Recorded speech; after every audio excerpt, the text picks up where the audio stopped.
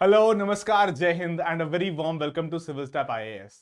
I am Piyush, and in this session, we are going to take a look at the quick analysis and highlights for the recently presented Union Budget 2025-26. So, honourable finance minister ने budget पेश कर दिया है। देखेंगे आज के इस session में हम कि क्या उसमें मिडिल क्लास के लिए क्या है, यूथ के लिए क्या है, ग्रोथ के लिए क्या बात की गई है, फाइनेंसेस जो हैं किस तरीके से चल रहे हैं सरकार के, एंड वेरी इंपॉर्टेंटली क्या रिफॉर्म्स जो हैं वो अपकमिंग फाइनेंशियल ईयर में देखने को मिल सकते हैं, जिसमें बहुत एक मेजर जो अभी फाइनेंस मिनिस्टर ने अनाउंस भी किया है that a new income tax bill is on the cards, right. तो चलिए स्टार्ट करते हैं, बने रहिएगा till the end of the video and you are going to get all the glimpses. Alright, so first things first, जब हम बात करते हैं बजट की तो हमें क्या देखने को मिल रहा है कि अ जर्नी ऑफ डेवलपमेंट, कौन कौन से सेक्टर्स को पर्टिकुलरली फोकस रख के बजट में बात की गई है। एग्रीकल्चर जो आज भी हम देखते हैं कि एम्प्लॉयमेंट में ऑलमोस्ट 50% जो वर्कफोर्स है लेके बैठा हुआ है, जीवीए में काफी गिरावट आई है, तो एग्रीकल्चर के ऊपर बात की गई है। Micro small medium enterprises, investment जिसमें पर्टिकुलरली जो है प्राइवेट सेक्टर के साइड से कैपिटल एक्सपेंडिचर वाली इन्वेस्टमेंट को बूस्ट करने की बात की गई है, और साथ ही साथ जो है कंजम्पशन एक्सपेंडिचर की भी बात की गई है कि उसको भी बढ़ाया जाए ताकि इन्वेस्टमेंट जो है वो इंक्रीज करवाई जा सके। And moving ahead on the exports trajectory, जो हमें देखने को मिलता है कि फॉरेन ट्रेड पॉलिसी जो नई आई थी 2023 में, उसके बाद से ही उसको पुश देने की बात की गई थी सरकार के द्वारा। तो ये चार गवर्नमेंट क्या कह रही है, इसको बोल रही है engines of growth in the country, engines of development in the country, right. चलिए, क्या बोला जा रहा है, फ्यूल क्या है, रिफॉर्म्स, गाइडिंग स्पिरिट क्या है, इंक्लूसिविटी यानी कि जिसको हम बोलते हैं समावेशी विकास, के सभी को साथ लेके चला जाए, एंड डेस्टिनेशन क्या है हमारा, विकसित भारत, जो कि आपने सुना होगा कई दफा, अमृत काल एक्ट 2047, जो ये बात कई दफा की गई है बाय द गवर्नमेंट।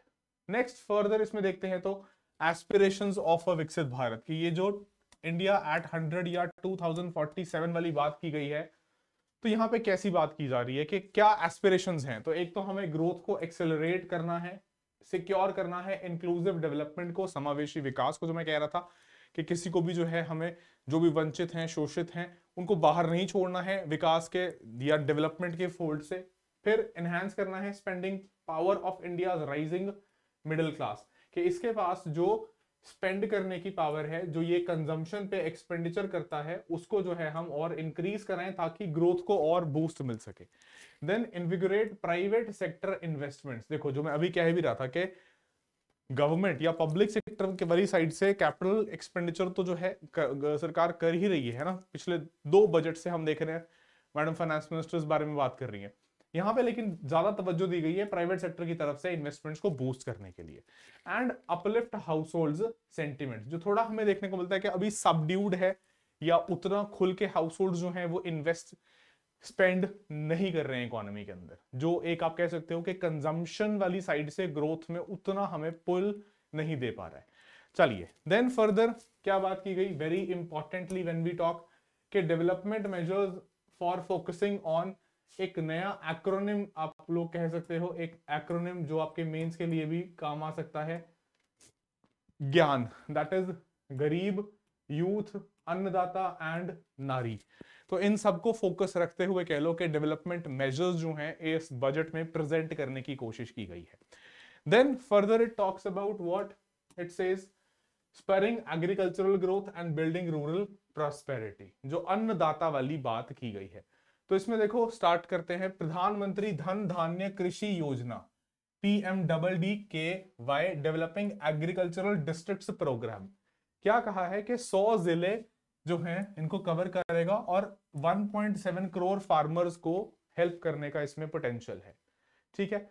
साथ में इधर से अगर यहां से इधर सीरियल नंबर चले तो national mission on high yielding seeds के targeted development and propagation of seeds with high yield, pest resistance and climate resistance. तो जैसे आप कह सकते हो कि ग्रीन रेवोल्यूशन के टाइम पे हाई यील्डिंग वैरायटीज की बात की गई थी, वापस यहाँ हाई यील्डिंग सीड्स का जो एक फ्रेज है वो लेके आया गया है, और क्लाइमेट रेजिस्टेंट या क्लाइमेट रेजिलियंट एग्रीकल्चर को फोकस में रखते हुए बात की जा रही है। Then enhance credit through KCC, KCC के बारे में काफी चर्चा थी भी पहले से, किसान क्रेडिट कार्ड्स, इसमें जो लोन है उसका जो अमाउंट है कहां तक कर दिया गया है, enhanced loan of ₹5 lakh, short term loans of for 7.7 crore farmers, fisherman and dairy farmers. तो पहले सिर्फ किसानों के लिए था, बाद में इसको एक्सटेंड कर दिया गया था बाकी लोग जो प्राइमरी सेक्टर का पार्ट होते हैं उनके लिए भी, ठीक है। फिर धन धान्य योजना हमने बात कर ली इसकी। Next, mission for cotton productivity, तो 5 साल का mission to facilitate improvements in productivity and sustainability of cotton farming. And makhana board in Bihar, इसको सेटअप करने की बात की जा रही है। Production, processing, value addition and marketing and organisation of farmer producers organisations. देखो इसमें फूड प्रोसेसिंग इंडस्ट्री हम वैसे भी कहते हैं कि हमारे पास स्कोप जो है अच्छा है, इसमें हम एक्सपोर्ट्स का एंगल लेके चलते हैं तो एक्सपोर्ट्स भी बढ़ाए जा सकते हैं। देन फर्दर आत्मनिर्भरता, जो पूरी की पूरी आप कह लो कि सेल्फ रिलायंस की बात की जाती है। Promoting further self reliant India, है ना। तो ये किसमें, पल्सेस में। जो हमारा यहाँ पे क्या दिख रहा है, 6 साल का एक mission with special focus on tur, जिसको आप कई जगहों पे अरहर या तूर कहा जाता है ना, एक ही बात है, उड़द एंड मसूर। किन पे एम्फेसाइज कर रहे हैं, development and commercial availability of climate resilient seeds, क्योंकि जलवायु परिवर्तन आज की जलवायु परिवर्तन जो है आज की एक सच्चाई बन चुकी है, तो उसके साथ हमें कोप अप करना पड़ेगा। एनहांसिंग प्रोटीन कंटेंट, ताकि आप सिर्फ फूड सिक्योरिटी की बात नहीं कर रहे, आप साथ साथ न्यूट्रिशनल सिक्योरिटी की भी बात कर रहे हैं, है ना, तो उसमें ये एंगल आ जाएगा। प्रोडक्टिविटी को बढ़ाना, क्योंकि एक इंक्रीजिंग पॉपुलेशन है आपकी, तो आपको उनको फीड करने के लिए भी बात करनी है। And improving post harvest storage management, assuring remunerative prices to the farmer, के किसान की आय जो है उसका भी ध्यान रखा जाए। चलिए, then further it talks about India post as a catalyst for the rural economy. तो इसमें क्या बोल रहा है कि rural community hub, colocations, institutional account services, direct benefit transfer, cash out of EMI pickup, credit services to micro enterprises, insurance and assisted digital services, कि जो भी इंडिया पोस्ट, जो पोस्ट ऑफिस हैं, उनका रूरल एरियाज में उस network को strengthen करके उसके थ्रू जो है इन सर्विसेज को लोगों तक पहुंचाने के लिए हम यूज कर सकते हैं उस पूरे इंफ्रास्ट्रक्चर को।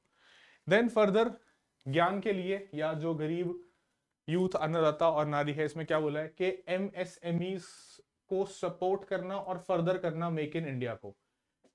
ठीक है, एमएसएमई की डेफिनेशन भी रिवाइज की गई है, इसके ऊपर भी अभी एक हम बात करेंगे कि क्या रिवीजन किया गया है एमएसएमई की डेफिनेशन में। क्रेडिट कार्ड्स के प्रोविजन की बात की गई है for micro enterprises, customised credit cards with a 5 lakh limit, जो भी बात की थी हमने, फॉर माइक्रो एंटरप्राइजेस, जो लेकिन किस पे रजिस्टर्ड होंगे, जो सरकार ने उद्यम पोर्टल जो है बीते सालों में लॉन्च किया था। और in the first year 10 lakh such credit card जो हैं वो इशू किए जाएंगे इस अनाउंसमेंट के तहत। फिर scheme for first time entrepreneurs, या ये कह लो जो फर्स्ट जनरेशन एंटरप्रेन्योर्स हैं, जिन्होंने उद्यमशीलता के जगत में कदम रखते हुए, साहस दिखाते हुए जॉब सीकर ना होके जॉब क्रिएटर होना चुना है, तो उसको सरकार जो है कुछ सपोर्ट अपनी तरफ से दे रही है। इसके बारे में हम देखो अक्सर हम इस बारे में हम कहते भी रहते हैं कि पॉलिसी एनवायरनमेंट जो है कंड्यूसिव होना चाहिए, एंटरप्रेन्योरशिप के इकोसिस्टम को प्रमोट करना चाहिए, सपोर्ट मिलना चाहिए सरकार की तरफ से, पॉलिसी एनवायरनमेंट की तरफ से। तो ये कह सकते हो उसमें एक कदम कि फॉर फर्स्ट 5 लाख टाइम, और first 5 lakh first time entrepreneurs, not first, 5 lakh first time entrepreneurs के लिए, जिसमें महिलाएं, scheduled caste, scheduled tribes, and a new scheme to be launched to provide them term loans up to ₹2 crore during the next 5 years। अब इसमें देखो मुद्रा योजना की बात, उसमें जब हम करते थे एज अ स्कीम, तो हम कहते थे कि कुछ भी लिमिट नहीं है उसमें लोन की, 10 लाख रुपए का लोन तो क्या ही होता है इन्वेस्टमेंट के तौर पे। यहां आप कह सकते हो कि वो जो है 2 करोड़ का अमाउंट सरकार ने रख के एक अच्छी, आप कह सकते हो, सपोर्ट स्कीम यहाँ पे उसके बारे में बात की है। चलिए, फिर इसके बाद manufacturing mission with mandate to focus on, कौन कौन सी चीजों के रिगार्डिंग बात की गई है, तो ease and cost of doing business को और इंप्रूव करने के लिए, बेटर हो सके माहौल, future ready workforce for in demand jobs, यानी कि आप कह सकते हो कि जो इंडस्ट्री हमेशा एक ग्रीवेंस के साथ खड़ी होती है कि एकेडमिया और इंडस्ट्री में स्किल का बहुत बड़ा मिसमैच है। Then a vibrant and dynamic MSME sector, then availability of technology, quality products and clean tech manufacturing for climate friendly development, कि उसमें नई टेक्नोलॉजी, बेटर टेक्नोलॉजी जो एनवायरमेंट फ्रेंडली हो, एमिशंस वगैरह उन सब में हमारे टारगेट्स को सपोर्ट करे। चलो, then very important, very very very important, ये आपके पर्टिकुलरली देखो मेंस के पर्सपेक्टिव से ये वाले पॉइंट्स बहुत इंपॉर्टेंट हैं कि measures for labour intensive sectors. हम हमेशा कहते हैं कि क्योंकि हमारी जो डेमोग्राफी है वो यंग है, it has majority of the population जो क्या है यंग एज में है, जो वर्किंग लेबर फोर्स पार्टिसिपेशन में जो आज की डेट में बैठी हुई है, तो उसको जो है इंक्लूसिविटी प्रोवाइड करने के लिए या इंक्लूसिव ग्रोथ प्रोवाइड करने के लिए आपको क्या करना पड़ेगा, you have to provide them jobs.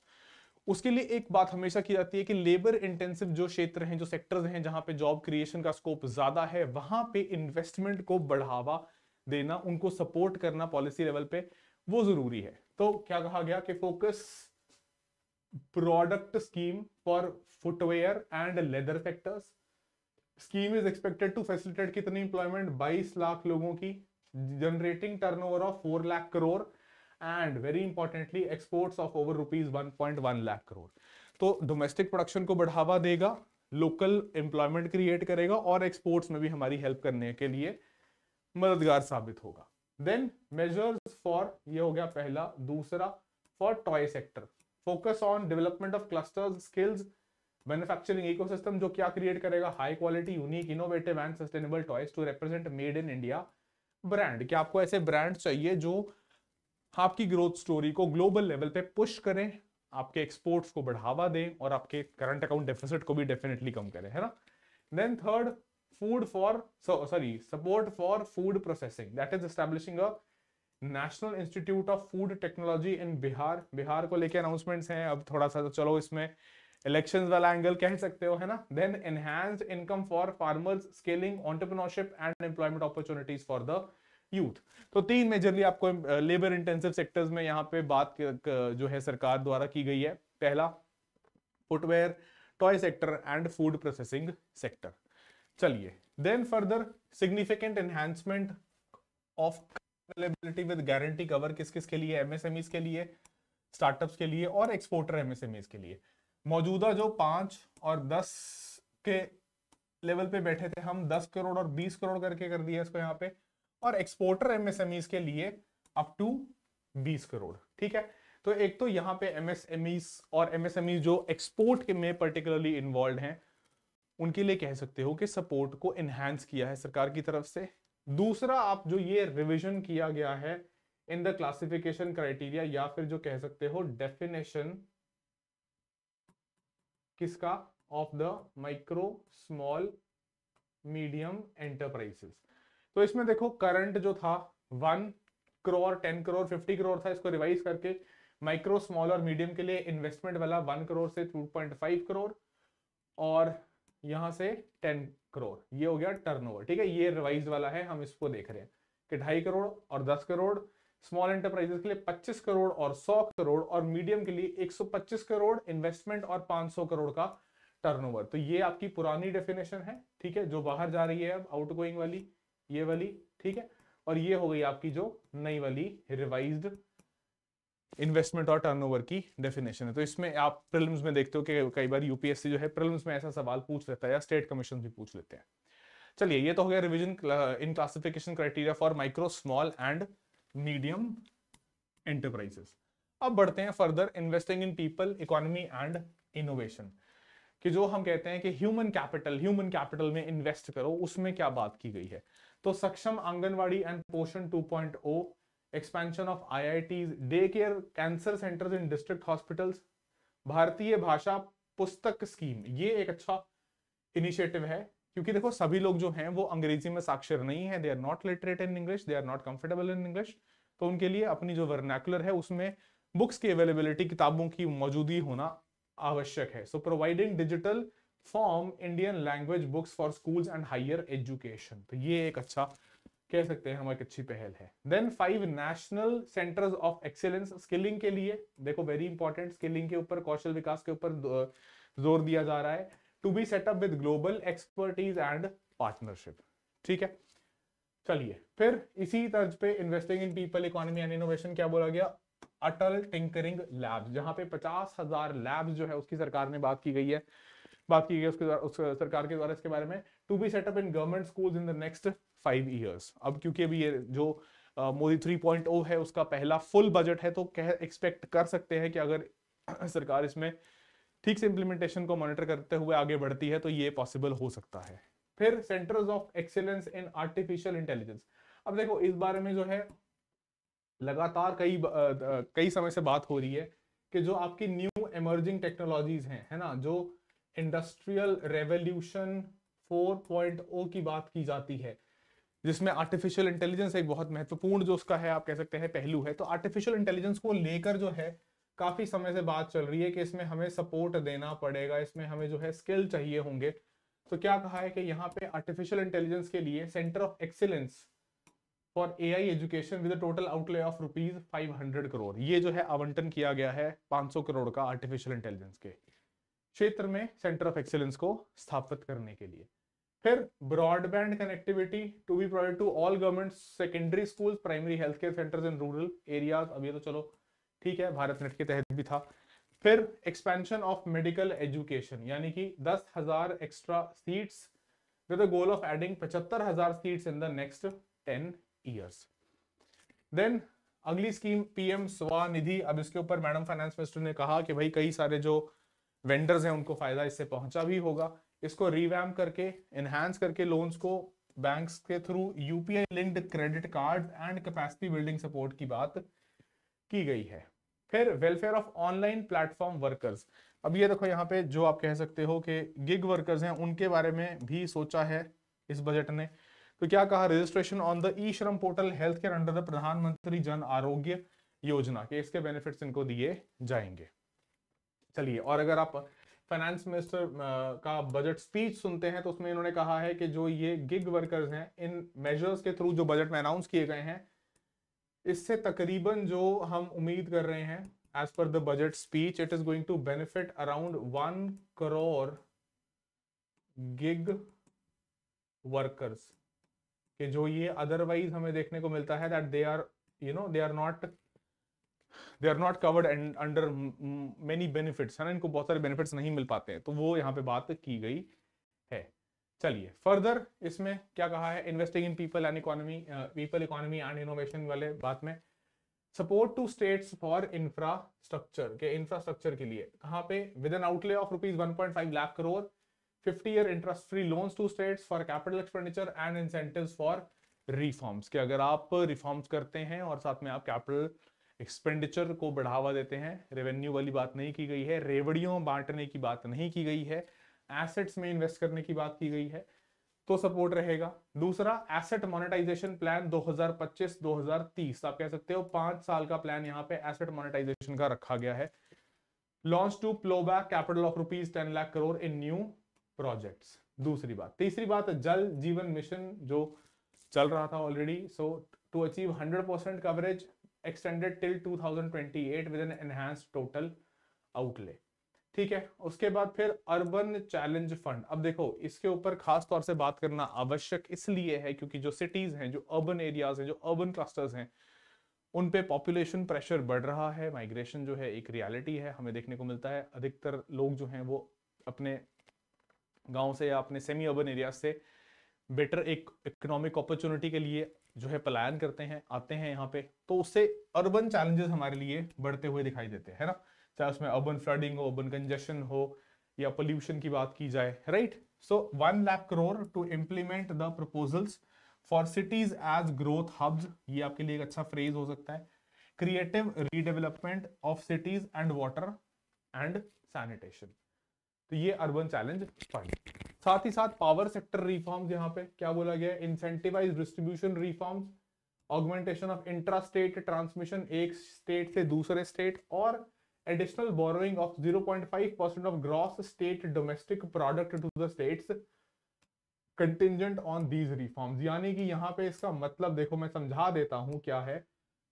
जो ये वाला पूरा यहाँ पे ये वाली बात की गई है कि अगर स्टेट्स जो हैं वो परफॉर्म करते हैं इस एरिया में, तो उनको और एक्स्ट्रा जो है 0.5% अपने जीडीपी का, जो उनके स्टेट का जीडीपी है, उतनी बोरोइंग जो है वो अलाउ कर दी जाएगी। लेकिन साथ में कंडीशन लगाई गई है कंटिंजेंट टू दीज रिफॉर्म्स, कि अगर वो ये रिफॉर्म्स अंडरटेक करते हैं तो उसी सूरत में। चलिए देन फर्दर इसी पीपल इकोनॉमी एंड इनोवेशन वाले बात में क्या कहा गया, मैरीटाइम डेवलपमेंट फंड, कितना पैसा या कितना मनी इसमें एलोकेट करने की बात की गई है, 25,000 crore long term finance with up to 49% contribution जो है वो सरकार की तरफ से रहेगा। ठीक है, साथ ही साथ बिहार के लिए और अनाउंसमेंट्स, ग्रीनफील्ड एयरपोर्ट, एक नया airport, financial support for western Koshi canal ERM project, ये अनाउंस किया गया है। फिर न्यूक्लियर मिशन फॉर विकसित भारत। ठीक है, अब ये देखो क्या बोल रहे हैं कि amendments to atomic energy act, civil liability for nuclear damage act जो है वो किए जाएंगे सरकार के द्वारा for active partnership with private sector, case में प्राइवेट सेक्टर की इनहेंसमेंट के बारे में बात की गई है इन अमेंडमेंट्स के बाद। फिर स्वामी fund second 15,000 crore for expeditious completion of 1 lakh dwelling units through blended finance. और साथ ही साथ जो उड़ान स्कीम चल रही थी, उड़े देश का आम नागरिक, उसमें further regional connectivity to 120 new destinations, 4 crore passengers in the next 10 years, इतनी कैरिंग कैपेसिटी हम एक्सपेक्ट कर रहे हैं उड़ान स्कीम के तहत। चलिए फिर देखिए tourism for employment led growth, कि टूरिज्म सेक्टर से अगर हम रेवेन्यू की बात करें तो इसमें सरकार क्या उम्मीद लगा के बैठी है। Top 50 tourist destination sites to be developed in partnership with the states, पहली चीज। दूसरा, introduce streamlined e visa facilities के इलेक्ट्रॉनिक वीजा जो है उनको और बेहतर किया जाए। Intensive skill development programmes for our youth.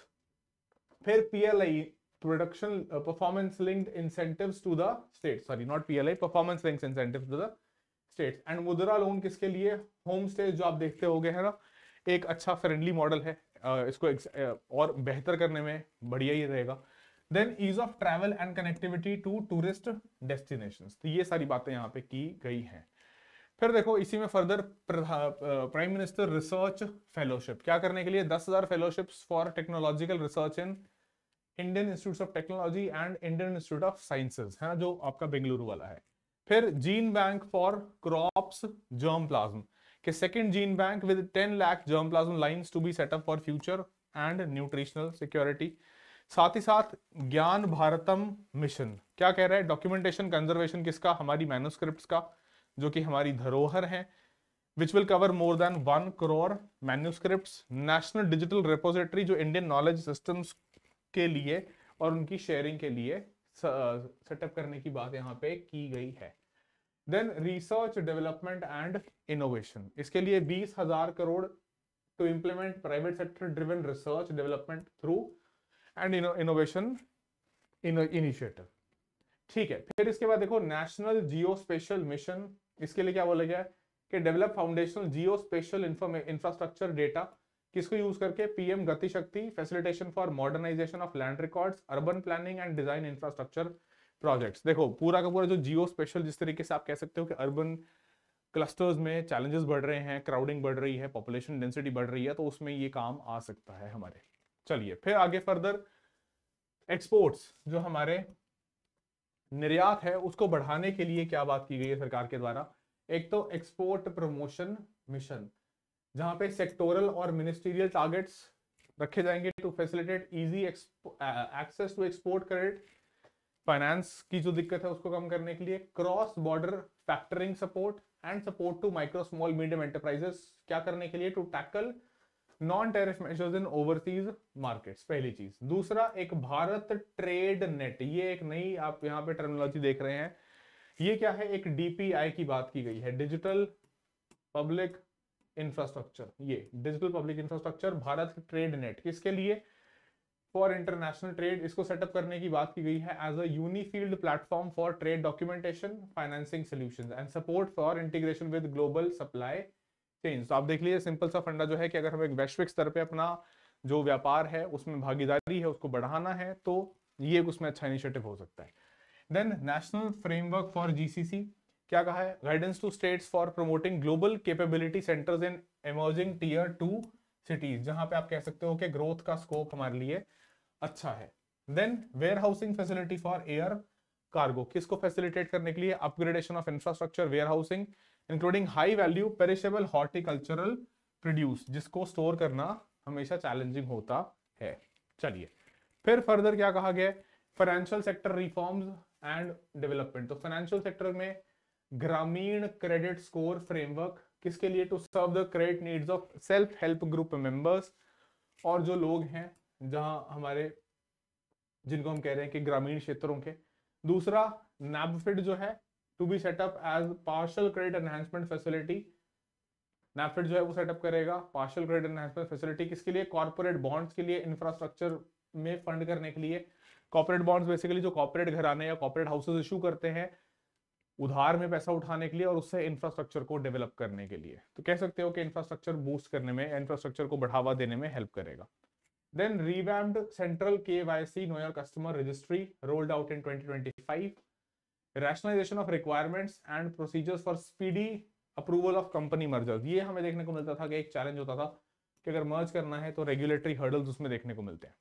Then FDI limit insurance के लिए जो है 74 से बढ़ा के 100%। तो ये एक डिमांड आप कह लो काफी समय से पेंडिंग ही चल रही थी कि इंश्योरेंस में जो है आने दिया जाए 100% FDI, जिसको फाइनली आप कह सकते हो यहाँ पे अप्रूवल दे दिया गया है। चलिए, फिर इसके बाद टैक्स रिफॉर्म्स में मेजरली अभी थोड़ा वेट करना पड़ेगा, क्योंकि मैडम फाइनेंस मिनिस्टर साहिबा बोल के गई हैं कि अभी आप एक्सपेक्ट करें अगले हफ्ते जो है एक नया इनकम टैक्स बिल जो है वो इंट्रोड्यूस किया जाएगा पार्लियामेंट में सरकार द्वारा। तो मेजर चेंजेस उसमें आएंगे। टैक्स स्लैब्स के बारे में अभी बात करेंगे 2 मिनट के अंदर। फिर high level committee for regulatory reforms, investment friendliness index of states, FSDC यानी कि financial stability and development council mechanism के बारे में क्या बात की, क्या इवैल्यूएट करने के लिए जो मौजूदा हमारे पास फाइनेंशियल रेगुलेशंस हैं उनका क्या असर पड़ रहा है, उनका क्या इंपैक्ट है, उसको इवैल्यूएट करने के लिए। और साथ साथ जो subsidiary instructions along with a framework to enhance their responsiveness and development of financial sector. इसके साथ साथ एक और बहुत कह लो जोर शोर से अगर आपने बजट स्पीच सुनी हो तो मैडम ने कहा कि जन विश्वास बिल 2.0 क्या करने के लिए? डीक्रिमिनलाइज करने के लिए 100 से ज्यादा प्रावधानों को अलग अलग कानूनों के अंदर। चलिए, फिर इसके बाद इनडायरेक्ट टैक्स प्रपोजल्स में क्या कहा गया है कि रैशनलाइज फर्दर किया जाएगा किसको? Customs tariff structure for industrial goods, जिसमें removal of 7 tariff rates applying not more than 1 cess और सरचार्ज। क्यों? क्योंकि इसमें पैसा जो है केंद्र के पास ही रहता है, सेस का पैसा जो है नहीं दिया जाता केंद्र के द्वारा राज्यों को। And apply equivalent cess to maintain effective duty incidence on most items and lower cess on certain items. तो कह सकते हो कि इन्वेस्टमेंट को रिवाइव करने के लिए बाय द स्टेट्स यहाँ पे बात की जा रही है। देन सेक्टर स्पेसिफिक प्रपोजल्स की अगर बात करते हैं तो make in India, exemption to open cell for LED LCD TVs, looms for textiles, capital goods for lithium ion batteries of mobile phones and electric vehicles. देखो ये वाली बात मैं कई दफा अपने सेशन में बोलता हूँ कि अगर आपको पूरा इलेक्ट्रिक व्हीकल वाला इकोसिस्टम बूस्ट करना है तो बैटरीज, लिथियम आयन बैटरीज, उस पर भी सपोर्ट करने के लिए पॉलिसीज चाहिए, तो आपको जो यहाँ पे देखने को मिल रहा है। फिर promotion of MRO, exemption of 10 years on goods for ship building, ship for breaking, extension time limit for export of railway goods and imported repair. तो शिप बिल्डिंग इंडस्ट्री में भी दिख रहा है कि सपोर्ट दिया गया है। फिर export promotion, duty free inputs for handicraft and leather sectors, वही लेबर इंटेंसिव वाले के साथ क्लब करके देख सकते हो कि ये लेबर इंटेंसिव में further support. Then trade facilitation, इसमें क्या किया? Time limit fix for finalisation, किस चीज के लिए? For provisional assessment. नए प्रावधान वॉलंटरी डिक्लेरेशन के लिए of material facts, post clearance and duty payment with interest without any penalty. यानी कि अगर आपने कहीं सरकार आपके साथ आप टसल में है तो पेनल्टी आपकी माफ कर दी गई, पेनल्टी छोड़ दीजिए, सिर्फ जो है आप इंटरेस्ट के साथ जो पैसा है वो पे कर दीजिए। ठीक है, चलिए।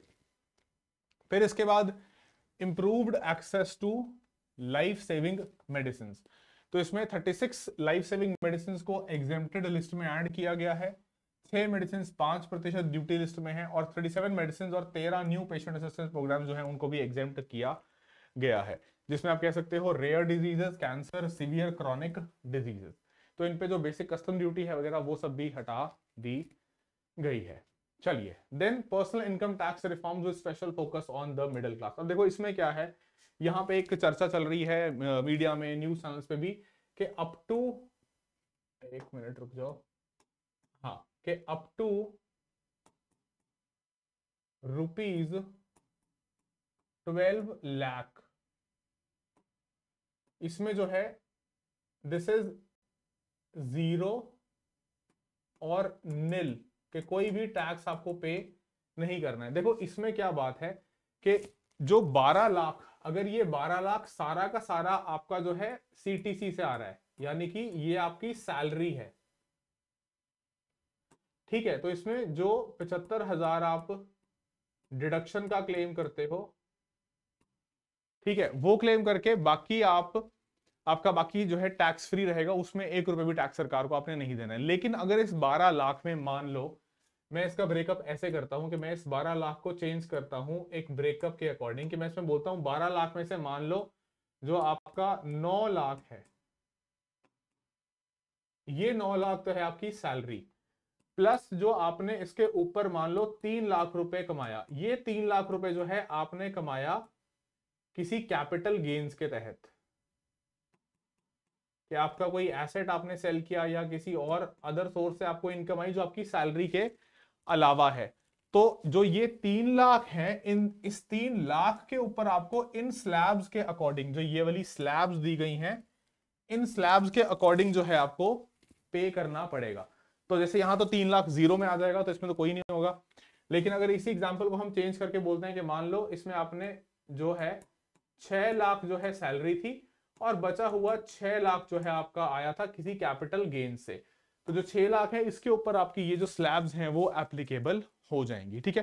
क्योंकि लोग इसमें कंफ्यूज हैं, वो कई बच्चे भी, कई एस्पिरेंट्स के मैसेजेस मुझे आए कि वो पूछ रहे हैं कि सर अगर 12 लाख जो है बोला जा रहा है कि एग्जेम्प्ट है, निल है टिल 12 लाख, तो उसमें फिर ये स्लैब्स का मतलब क्या होता है कि 5%, इसमें भी आप देख सकते हो है ना, जो ब्रेकेज है कि 0 to 4 lakh nil, 4 to 8 lakh break में 5%, 8 से 12 के बीच वाला जो रहेगा उसमें 10%, 12 से 16 15%, 16 से 20 लाख तक 20%, 20 लाख से 24 लाख, एक मिनट रुको, 20 लाख से 24 लाख हम क्या देख रहे थे, हाँ यहां देख रहे थे 20 लाख से, सॉरी अबाउट दैट, एक मिनट रुको, हाँ 20 लाख से 24 लाख क्या बोल रहा था, 25%, और उसके बाद 24 लाख से ऊपर 30%। तो ये जो है इसमें हम देख रहे हैं कि कैपिटल गेन्स जो है वो इस हिसाब से टैक्स किए जाएंगे।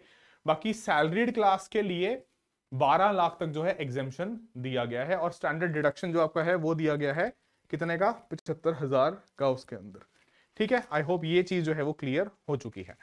चलिए, अच्छा, इसमें अब दूसरी बात जो है कि यहां आप क्या देख सकते हो कि जो ये टैक्स के रेट्स इनको थोड़ा और रैशनलाइज किया गया है, इसके पीछे की लॉजिक समझनी जरूरी है कि सरकार जो चाह रही है वो चाह रही है कि जो आपका कंजम्पशन एक्सपेंडिचर है हाउस होल्ड्स के द्वारा, कंजम्पशन एक्सपेंडिचर जो है वो इंक्रीज करें। देखो, ये प्री बजट भी बात हो रही थी कि अभी इकोनॉमी के अंदर जो है अगर हमें इन्वेस्टमेंट्स या हमें ग्रोथ को बूस्ट करना है, ग्रोथ को बूस्ट करने के लिए या तो सरकार जो है वो और खर्चा करे, लेकिन हम ऑलरेडी बात कर रहे थे कि सरकार जो है वो ऑलरेडी डेफिसिट, फिस्कल डेफिसिट काफी शूट करके बैठी है या काफी ज्यादा बोरो करके बैठी है। तो अगर वो और बोरो करती है और फिर स्पेंड करती है तो वो उतना ज्यादा वाजिब या उतना ज्यादा फीजिबल नहीं दिखाई पड़ रहा है। दूसरा ऑप्शन बचता है कि प्राइवेट सेक्टर इन्वेस्ट करे। प्राइवेट सेक्टर उतना इन्वेस्ट करने के मूड में नहीं दिख रहा था अभी तक। क्यों? क्योंकि ओवरऑल ग्रोथ सिनेरियो उतना आपको नहीं बढ़ता चढ़ता हुआ दिखाई दे रहा। तो फिर एक मेजर जो हम कह रहे थे कि आउटलेट हो सकता है या एक वे आउट हो सकता है, वो वे आउट हो सकता है कि कंज्यूमर स्पेंडिंग जो है उसको बूस्ट करवाया जाए। कंज्यूमर स्पेंडिंग बूस्ट करवाने के लिए क्या किया जाएगा कि आपके हाथ में थोड़ा अगर पैसा ज्यादा बचे, थोड़ी लिक्विडिटी अगर ज्यादा बचे, मतलब कि अगर हम आपके कुछ टैक्स आपको कट्स दे दें या कुछ टैक्स रिलीफ दे दें, तो आपके पास, जिसको हम बोलते हैं पर्सनल डिस्पोजेबल इनकम, ये पर्सनल डिस्पोजेबल इनकम थोड़ी ज्यादा बचेगी, जिसका मतलब है कि आप थोड़ा कंज्यूमर एक्सपेंडिचर या स्पेंडिंग थोड़ी अपनी बढ़ाएंगे। अगर कंज्यूमर अपनी स्पेंडिंग थोड़ी बढ़ाएगा तो उससे इकोनॉमी में ग्रोथ जो है वो पिक करने के चांसेस बढ़ जाएंगे, ग्रोथ मोमेंटम बढ़ेगा, कि मैन्युफैक्चरर को, प्रोड्यूसर को भी दिखेगा कि हाँ मार्केट में जो है डिमांड है, एग्रीगेट डिमांड एग्जिस्ट कर रही है, कंज्यूमर जो है स्पेंड कर रहा है, तो वो भी फिर हो सकता है कि अपना पर्स को खोले, अपने स्ट्रिंग्स को लूज करे और वो इन्वेस्ट करना स्टार्ट करे। तो नटशेल में हम क्या बोल सकते हैं यहाँ पे, जो हम फॉर्मूला भी देखते हैं है ना, कि consumption expenditure plus government expenditure plus investment expenditure by the firms and the net export expenditure. तो उसमें जो ये सी वाला कंपोनेंट है डोमेस्टिक प्रोडक्ट का, हम जो एक फॉर्मूला देखते हैं, तो सी वाले एक्सपेंडिचर जो consumption expenditure by the house hold है, इसको बढ़ाने के लिए टैक्स को रैशनलाइज किया गया है बाय द गवर्नमेंट। ठीक है, आई होप ये समझ में आ गया होगा। तो इसलिए कहा गया special focus on middle class, क्योंकि ये मिडिल क्लास जो है तादाद में सबसे ज्यादा है और यही सबसे ज्यादा आपका कंजम्पशन एक्सपेंडिचर बढ़ा के जीडीपी ग्रोथ या ग्रोथ मोमेंटम को बढ़ावा दे सकता है भारत के लिए, भारतीय अर्थव्यवस्था के लिए।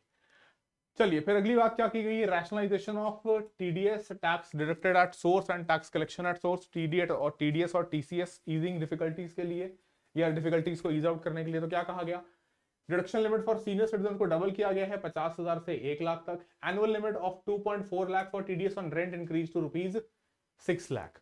फिर वॉलेंटरी कंप्लायंस बढ़ाने के लिए, या कह सकते हो कि लोग जो है स्वेच्छा से बढ़ के टैक्स दें, तो क्या extension of time limit to file updated returns from the current limit of 2 years to 4 years। तो बिजनेसेस के लिए कह सकते हो एक अच्छी न्यूज है यहाँ पे। देन रिड्यूसिंग कंप्लायंस बर्डन, मतलब for small charitable trust institutions by increasing there period of registration from 5 years to 10 years, 10 साल तक बढ़ाया गया। साथ ही साथ टैक्स पेयर्स को अलाउ किया गया क्या, to claim the annual value of 2 self occupied properties. पहले एक था विदाउट एनी कंडीशंस, ठीक है, पहले कंडीशन थी, तो कंडीशंस हटा दी गई हैं, एक बात, और दूसरा कि ये 1 से 2 कर दिया गया है। चलिए फिर इससे अगली बात कि कहां से सरकार कह रही है कि रुपया आ रहा है और कहां रुपया जा रहा है। तो देखिए इसमें आप यदि देखते हैं ध्यान से, तो सबसे अधिक आपको जो दिखता है कि 24% अभी भी बोरोइंग एंड अदर लायबिलिटीज से आ रहा है। इसका मतलब क्या हुआ कि सरकार जो है वो फिस्कल डेफिसिट जो है करके बैठी है, सरकार बोरोइंग में काफी स्ट्रेच चल रही है, जो कि चलो खैर है ना, स्पेंडिंग ग्रोथ बढ़ाने के लिए वर्ल्ड वाइड गवर्नमेंट करती हैं। इसके अलावा 24% के बाद दूसरा दिखता है इनकम टैक्स के थ्रू 22%, जो कि आप कह सकते हो कि रेवेन्यू टैक्स रिसीट्स का पार्ट है। 22% के बाद आपको डायरेक्टली दिखता है ये जीएसटी इनडायरेक्ट टैक्सेस वाला हिस्सा 18%। फिर आगे आपका जो कॉर्पोरेशन या फिर आपका कॉर्पोरेट टैक्स है 17% पैसा यहाँ से रुपया, या 1700 में से या 1 रुपये में से 17 पैसे यहाँ से आ रहे हैं।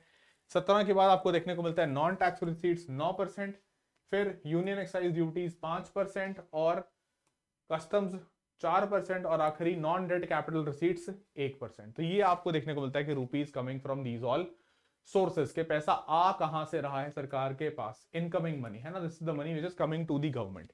दूसरा पैसा जा कहां रहा है, अब ये खर्च कहां कैसे किया जा रहा है। तो सबसे पहले जो आप बात जिस पे ध्यान जाना चाहिए आपका, कि इसमें देखिए सबसे अधिक जो है 22% जो है कहां जा रहा है, जो स्टेट्स का शेयर है ऑफ टैक्सेस एंड ड्यूटीज। तभी केंद्र सरकार कहती है ना कि हमारा अधिकतर पैसा तो यहां चला जाता है। दूसरा 20% आप देखिए इंटरेस्ट पे करने में। अब जाहिर सी बात है, अगर कर्जा उठाया है तो उसके ऊपर ब्याज देना पड़ेगा, तो वो इंटरेस्ट पेमेंट जो है आपको मेजॉरिटी सेकंड नंबर पे दिख रही है 20%। फिर देखिए 16% central sector schemes excluding capital outlay on defence and subsidy, ठीक है। फिर इसके बाद हमें देखने को मिलता है 8% वाले कई सारे कॉमन बैठ रहे हैं, कि ये 16 के बाद ये आ गया एक 8 डिफेंस, फिर आ गया हमारे पास finance commission other transfer 8, centrally sponsored scheme 8%, other expenditure 8% और पेंशन, उसके बाद अच्छा हाँ पेंशन आ गया नहीं, फिर आया मेजर सब्सिडीज 6%, और इसके बाद हमारे पास आ जाएगा ये पेंशन वाला 8%। तो ये हमने देख लिए एक एक करके के रूपी जो है वो स्पेंड कहाँ पे किया जा रहा है। तो इसमें आप कह सकते हो कि चलो अच्छी बात यह है कि पहले एक टाइम पे ये इंटरेस्ट पेमेंट जो है वो सबसे नंबर 1 पे हुआ करता था, अब ये सेकंड नंबर पे है, और स्टेट्स का शेयर जो है वो यहाँ 22% पे देखने को मिल रहा है, जो रुपया खर्च किया जा रहा है या रूपी गोज टू। चलिए फिर अगली बात जो है कि रिसीट्स जो है, रेवेन्यू रिसीट्स और कैपिटल रिसीट्स जो सरकार को दिख रही है 2024-25 के revise estimates 30.9 lakh crore revenue receipts जो टैक्स का कलेक्शन है, और ये 25-26 के जो बजट एस्टिमेट्स दिए गए हैं उसमें थोड़ा बढ़ा के दिखाया गया है 34.2 लाख करोड़। जहां तक कैपिटल रिसीट्स की बात है, तो इसमें देखिए यहाँ पे रिवाइज एस्टिमेट 24-25 वित्तीय वर्ष के 16.3, ये इसमें थोड़ी गिरावट देखने को मिल रही है। यहाँ भी बजट एस्टिमेट्स और रिवाइज एस्टिमेट्स में गिरावट ही थोड़ी सी देखने को मिली है, हालांकि 31.3 और 30.9 का था वो आंकड़ा। यहाँ बजट एस्टिमेट्स 25-26 जो अपकमिंग फाइनेंशियल ईयर है उसमें थोड़ा बढ़ा के दिखाया गया है 16.4 लाख करोड़। ये तो हो गई रिसीट्स हमारी। अब एक्सपेंडिचर की अगर बात की जाए तो इफेक्टिव कैपिटल एक्सपेंडिचर क्या दिख रहा है कि बजट एस्टिमेट्स में थोड़ा नीचे आया है एक्सपेंडिचर जो किया सरकार ने, आगे ज्यादा बढ़ा के करने की बात कर रही है 15.5 लाख करोड़। रेवेन्यू एक्सपेंडिचर 37 उतना ही है ऑलमोस्ट, बजट एस्टिमेट और रिवाइज एस्टिमेट जो आपको दिख रहे हैं आने वाले वित्तीय वर्ष के लिए 25-26 के लिए 39.4 रेवेन्यू एक्सपेंडिचर। तो ये आपको दिख रहा है कैपिटल एक्सपेंडिचर और रेवेन्यू एक्सपेंडिचर। चलिए फिर देखिए, अब अगर एक बार ये देखें कि कहां कहां मेजर खर्चे जो है एक्सपेंडिचर ऑन मेजर आइटम्स के, यहां हमें क्या देखने को मिलता है। तो ये सबसे रैंक वाइज है, डिसेंडिंग ऑर्डर में। सबसे ज्यादा खर्चा दिख रहा है डिफेंस के ऊपर, rural development, home affairs, agriculture, education, health, ये आया आपका। चलो अच्छी बात है कि एटलीस्ट ये टॉप 6 में तो फॉल कर रहा है। देन फर्दर इसके बाद urban development, information technology, telecom, energy, commerce industry, social welfare, scientific departments, ये सारा ओवरऑल देखने को मिलता है। चलिए फिर आखिरी ये बात खत्म करने से पहले आज का सेशन के डेफिसिट ट्रेंड्स कैसे देखने को मिल रहे हैं। तो मेजर हमारे लिए सबसे ज्यादा तो ये इंपॉर्टेंट है, फिस्कल डेफिसिट। तो इसमें देखो थोड़ी गिरावट तो देखने को मिल रही है कि अगर हम देखते हैं ये 21-22, चलो उस वक्त को कोविड का टाइम भी आ गया था एक बार बीच से, इससे जस्ट पहले, तो वहां तो सरकार ने बोरो किया ही था काफी हेविली। 21-22, 22-23, 23-24, 24-25 और 25-26 ये रिवाइज एस्टिमेट्स हैं, ये बजट एस्टिमेट्स हैं। तो 24-25 जो ये वाला आपका है दैट इज फॉलिंग हेयर, और ये दिख रहा है 4.4%। ठीक है। रेवेन्यू डेफिसिट, अच्छा इसमें अच्छी बात यह है कि ये 6.7% से गिर के चलो 4.4% तक तो आ गया है। तो थोड़ा सा कह सकते हैं कि फिस्कल ऑस्टेरिटी, या सरकार ने जो है खर्चे अपने ठीक से प्लान या ठीक से मैनेज किए हैं। रेवेन्यू डेफिसिट 4.4 यहां से फॉल करके 1.5% ऑफ जीडीपी।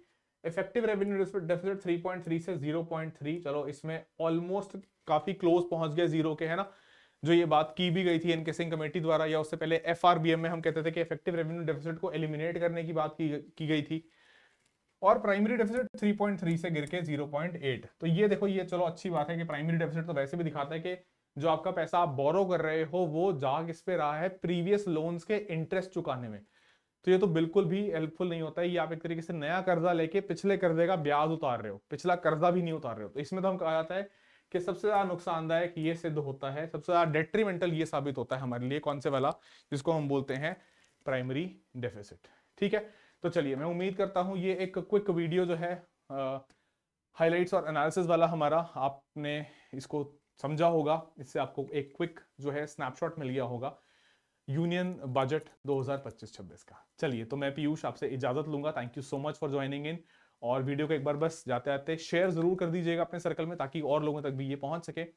और कर्टसी फाइनेंस मिनिस्ट्री, जो ये सारा हमने डेटा लिया है यूनियन मिनिस्ट्री ऑफ फाइनेंस के थ्रू लिया है। चलिए, थैंक यू सो मच, मिलेंगे अगले सेशन में। Until then keep watching, keep revising. आपका यूपीएससी अपकमिंग प्रीलिम्स एग्जाम आ रहा है, उसके लिए सिविल स्टाफ आईएएस आपके लिए बहुत सारे इनिशिएटिव्स रन कर रहा है ऑलरेडी। तो आप हमारे चैनल को सब्सक्राइब कर लीजिएगा, वीडियो को लाइक और शेयर कर दीजिएगा। चलिए, thank you so much, bye bye, take care, जय हिंद, जय भारत।